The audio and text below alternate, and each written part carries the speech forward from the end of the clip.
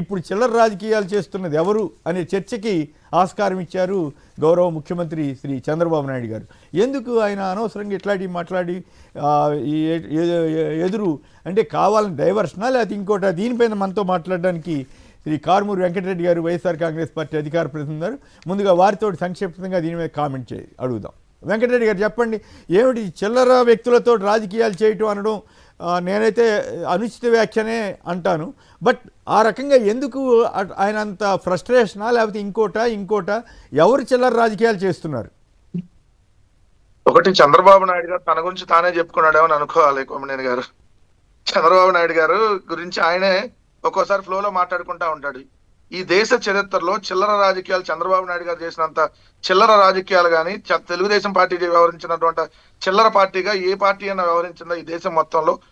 స్వయాన పిల్లనిచ్చినటువంటి మా మీద చెప్పులు వేయించినంత అందుకంటే ఇంకా చిల్లరతనం ఇంకా లేఖితనం ఏముంటది? ఆ పార్టీని ఏదైతే అడ్డదారిలో తీసుకొని ఆయన మీద ఏదైతే శ్రీలోల్డ్ అని లేదంటే నగ్నంగా కార్టూన్లు వేయించినటువంటి రాతలు రాయించి ఇంతకంటే చిల్లరతనం ఇంకోటి ఏముంటది? ఒకరోజేమో నరేంద్ర మోడీ గారిని టెర్రరిస్ట్ అంటాడు, మళ్ళీ అదే నోటితోనేమో నరేంద్ర మోడీ అంత గొప్పవాడు లేడంటాడు. ఇది కదా చిల్లర రాజకీయం. ఓ రోజేమో సోనియా గాంధీ గారిని ఇటలీ దెయ్యం అంటాడు, ఇంకో రోజు ఇండియా దేవత అంటాడు. ఇంతకంటే చిల్లర రాజకీయాలు ఏముంటాయి? ఇదే నరేంద్ర మోడీ గారి భార్యను ఉద్దేశించి అసెంబ్లీ సాక్షిగా చిల్లర మాటలు మాట్లాడింది ఎవరు? బయట వాళ్ళ చేత మాట్లాడిచ్చింది ఎవరు? నల్ల బెలూన్లు వదిలి ఒక ప్రధానమంత్రికి అసలు నువ్వు ఈ రాష్ట్రానికి రావద్దని చెప్పి చిల్లరగా వ్యవహరించినటువంటి వ్యక్తులు ఎవరు? ఇంకోటి, అమిత్ షా గారి మీద తిరుపతి ఫ్యామిలీతో వస్తే రాళ్ళేయించి ఇంతకంటే చిల్లరతనంగా లేఖితనంగా ఏదన్నా పార్టీ వ్యవహరించి ఉంటుందో దేశంలో? మళ్ళీ ఇదే అమిత్ షా గారి దగ్గరికి వెళ్ళి నీ బెయిల్ కోసం కాళ్ళు పట్టుకున్నావని చెప్పి నీ పత్రికలోనే రాశారు. ఏదైతే జడ్జి ఎవరని అడిగారని చెప్పి అదే ఆంధ్రజ్యోతి రాసింది. లోకేష్ వెళ్ళి పురంధేశ్వరి లోకేష్ గారు వెళ్ళి కలిసిన తర్వాత నెక్స్ట్ రోజు పత్రికల్లో. మరి ఇంతకంటే ఇంకా చిల్లర రాజకీయాలు ఏముంటాయి? మనుషులు బతికుండగానే ఏదైతే చంపుకు తినేటటువంటి రాతల్ని మాటల్ని మాట్లాడేటటువంటి చిల్లర పార్టీ మీది కదా. అంతెందుకు కొమ్మినేని గారు, మొన్న మధ్య సంవత్సరం క్రితం తిరుమల తిరుపతి పవిత్రమైనటువంటి లడ్డులో జంతువుల కొవ్వని చిల్లరగా మాట్లాడింది ఎవరు? ఉన్మాదకరంగా మాట్లాడింది ఎవరు? ఈ రోజు మేము ఉన్మాదులతో రాజకీయాలు చేయాల్సి వస్తా ఉంది. కానీ ఏ రోజు కూడా జగన్మోహన్ రెడ్డి గారు తన హుందాతనాన్ని కోల్పోల. ఎందుకంటే ఆయన ఓడినా గెలిచినా నిజాయితీగా నిలబడ్డాడు, ఫెయిర్ పాలిటిక్స్ చేశాడు. నీలాగా ఓ 3 పార్టీలతో డైరెక్ట్ గా పొత్తులు, ఇండైరెక్ట్ గా ఇంకో 3 పార్టీలతో ఇండైరెక్ట్ పొత్తులు, ఇలాంటి చిల్లర రాజకీయాలు ఏ రోజు చేయలేదు. మనం చూసాం కదా. ఈ పాయింట్ కరెక్ట్ కాదు. పొత్తులు పెట్టుకోవడం అన్నది వ్యూహం. ఆ వ్యూహాన్ని చిల్లర రాజకీయాలతో పోల్చకూడదు. అది కరెక్ట్. డైరెక్ట్ పొత్తులు ఓకే, అది రాజకీయ పార్టీలు వాళ్ళ వ్యూహాలకు అనుగుణంగా వెళ్తారు. షర్మిల గారితో ఇక్కడ నడిపించినటువంటి రాజకీయం ఏంటి? మీరు చిల్లర రాజకీయం కాదా? షర్మిల గారిని అడ్డం పెట్టుకొని ఇక్కడ మీరు జయించినటువంటి వ్యాఖ్యానాలు ఏంటి? ఇవన్నీ చిల్లర రాజకీయాలు కాదా? ఎంతకంటే ఇంకా దిక్కుమాల రాజకీయాలు ఏముంటాయి? రెండో అంశం ఇక్కడ క్లియర్ గా వచ్చేటప్పటికి, ఈరోజు మొన్న ఏదైతే కదిరులో ఆ జనసేన కార్యకర్తను అడ్డం పెట్టుకొని వైసీపీ కార్యకర్త అని అతను బలి చేశారు కదా మీరు. ఏదైతే మీ కూటమిలో ఉన్న వ్యక్తే కదా అతను కూడా. అంటే ఇలా ఇంతకంటే చిల్లర రాజకీయాలు ఎవరు చేస్తారు చెప్పండి? నీ కొడుకు మాట్లాడేటటువంటి మాటలు కడ్రాయల మీద నడిపిస్తా, ఎంతకంటే చిల్లర మాటలు ఎవడన్నా మాట్లాడతాడా? అంతెందుకు చంద్రబాబు నాయుడు గారు మాట్లాడిన మాట పోలీసులు కొట్టమన్నాడు.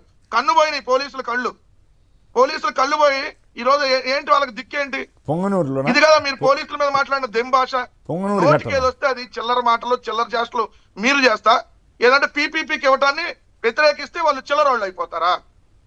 అంటే మీరేమో ప్రైవేట్ వ్యక్తులకి ఇష్టం ఉన్నట్టుగా పప్పు బెల్లాలాగా ఒక ఎకరం ఏమో 100 రూపాయలకి మెడికల్ కాలేజీ, 99 పైసలకు విశాఖపట్నంలో ఇంకో ఎకరం భూమి, ఇలా ఎకరాలు మీరేం ప్రైవేట్ వాళ్ళకి దోచిపెట్టొచ్చు. మరి మేము దాని మీద ప్రశ్నిస్తే చిల్లరాలు అవుతావా?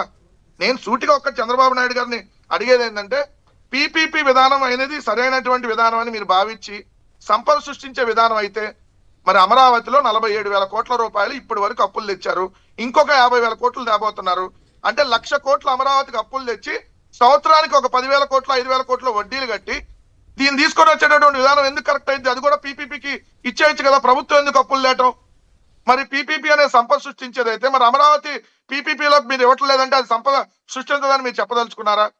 సో ఒకటి క్లియర్ గా సమయం సందర్భంతో సంబంధం లేకుండా ఎక్కడికి వెళ్ళినా అది తెలుగుదేశం మీటింగా, లేదంటే క్యాబినెట్ మీటింగా, లేదంటే దావోస్ పోతాడా, డల్లాస్ పోతాడా, సింగపూర్ పోతే ఎక్కడికి పోయినా ఏదైతే వాజ్పేయి గారి విగ్రహావిష్కరణలో కూడా చిల్లర మాటలు.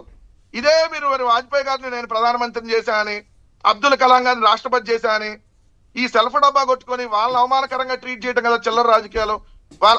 వాళ్ళ హుందాతనాన్ని తగ్గించడం కదా. మీరు అబ్దుల్ కలాం రాష్ట్రపతి గారిని మీరు చేశారంటే అది ఆయన హుందాతనాన్ని తగ్గించినట్టు. ఇదే వాజ్పేయి గారు నేనే ప్రధానమంత్రి చేశా అన్నాడు మొన్నటిదాకా. మరి ఇట్లాంటివన్నీ వాళ్ళ హుందాతనాన్ని మీరు తగ్గించి ఈ రోజు మీ రాజకీయ అవసరాల కోసం వాళ్ళతో ఉన్నారు కాబట్టి ఎవరితో ఉంటే వాళ్ళని పొగుడతాడండి, ఎవరితో లేకపోతే వాళ్ళని తిడతాడు. అది కాంగ్రెసా, బీజేపీయా, కమ్యూనిస్టులా, ఎంఐఎం ఎవరితో సంబంధం లేదు. ఏ ఎండక ఆ గొడుగు పట్టాలి. అంటే ప్రధానంగా వాజ్పేయి గారిని గవర్నమెంట్ ఓడిపోగానే వెంటనే బీజేపీ అంత దిక్కుమాలిన పార్టీ లేదని అసలు జీవితంలో కలవనన్నారు. మళ్ళీ తర్వాత మోడీ గారిని హైదరాబాద్ రానివన్నారు. మళ్ళీ ఆయనే మోడీ గారి చుట్టూ తిరిగి చేశారు. సరే మోడీ గారు కూడా పాపం ఆయన ఫీల్ కాలేదు, మా బోటాళ్ళం బాధపడ్డాం. కానీ కాదు మోడీ గారు కానీ సుభాష్ గారు లాంటి వాళ్ళు కానీ వీళ్ళెవరు మోడీ గారిని బణబుద్ధులు తిడుతున్నారు ఏం ఫీల్ కాల. మా బోటి వాళ్ళం అయితే బాధపడ్డాం, ఇదేంటి దేశ ప్రధాని పట్టుకుని టెర్రరిస్ట్ అంటారా అని.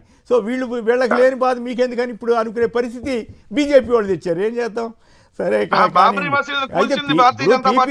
పీపీపీ విధానం మీద స్పష్టత, మీ విధానం మీరు చెప్పండి, వాళ్ళ విధానం వాళ్ళు చెప్తారు, నడుస్తూ ఉంటుంది. అంతేగాని ఇట్లాంటి మాటలు మాట్లాడడం ద్వారా అనవసరంగా పాత చరిత్రనంతా వెంకటరెడ్డి లాంటి వాళ్ళు తవ్వే పరిస్థితి ఎందుకు తెచ్చుకుంటున్నారో అర్థం కాదు. ఫైనల్ కామెంట్ ఇవ్వండి వెంకటరెడ్డి గారు.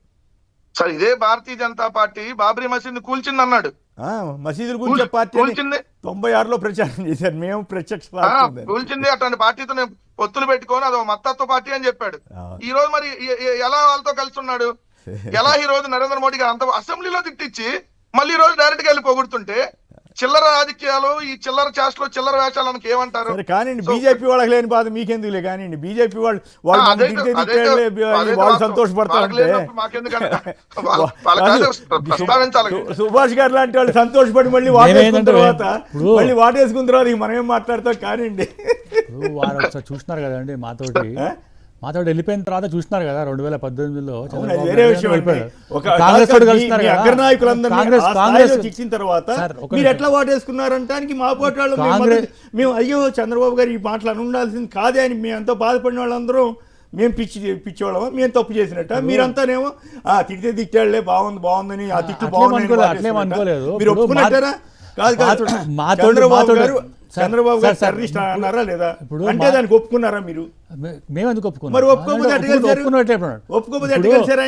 ఇప్పుడు 2018లో వెళ్ళిపోయినాడు మాతోటి. వెళ్ళిపోయిందంటే మొత్తం కాంగ్రెస్ వినండి కాంగ్రెస్ లో వెళ్ళినాడు. మరి ఏంటంటే బాధ భరించినాడు కదా 2019 నుంచి. ఆయన బాధ సంగతి కాదండి,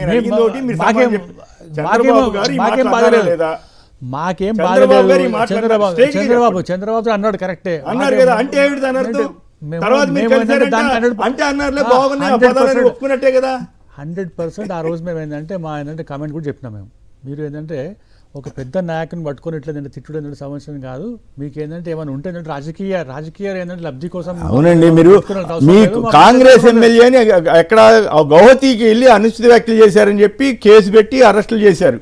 అటువంటి ప్రభుత్వంగా చేశారు కాంగ్రెస్. మరి చంద్రబాబు గారు అసలు దేశ ప్రధాని బట్టి అంత మాట అంటే మళ్ళీ ఆయన కలిస్తే మోడీ గారు గొప్పడా చంద్రబాబు గారు అంటే చంద్రబాబు గారు కాదు మోడీ గారు.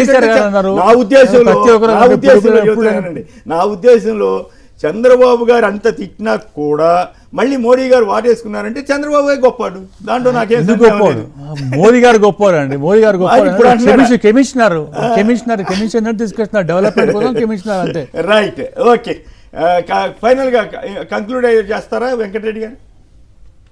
చంద్రబాబు నాయుడు గారు ఇంక ఈ వయసులో కూడా ఇలాంటి చిల్లర మాటలు మాట్లాడి ఆయన చిల్లరగా అయిపోతున్నాడు అనేది మాత్రం ప్రజలు గమనిస్తా ఉన్నారని చెప్పదలుచుకున్నాను. రైట్, ఇక వెంకట్ గారు విజయవాడ నుంచి ఒక లైన్ లో ఉన్నారు. వెంకట్ గారు నమస్కారం, సంక్షిప్తంగా. రైట్, నాకేం చంద్రబాబు గారి మీద వ్యక్తిగత ద్వేషం లేదు, కాకపోతే ఈ పదాలు వాడినప్పుడు మేమంతా ఒక రకంగా అనుకున్నాం, మీరంతా ఇంకో రకంగా తర్వాత డీల్ చేశారా, ఇదే రాజకీయం రా అనిపించింది అంతే. ఇప్పుడు ఎంతో మంది తిట్టినారండి మోదీ గారిని, ఎంతో మంది తిట్టినారు. మోదీ గారు ఏమన్నారు, చాలా వాటేసుకున్నారా? కాదు వాటేసుకోలేదు, ఏమన్నారు, ఎంత తిట్టినా కూడా నాకేంటంటే ఆశీర్వాదం అన్నారు. మూడోసారి ప్రధానమంత్రి విషయం మేము తెలివి తక్కువ అని మాకు అర్థమైంది. మోడీ గారిని మీరేం మాట్లాడకూడదన్న సంగతి ఇప్పుడు అర్థమైంది. రైట్.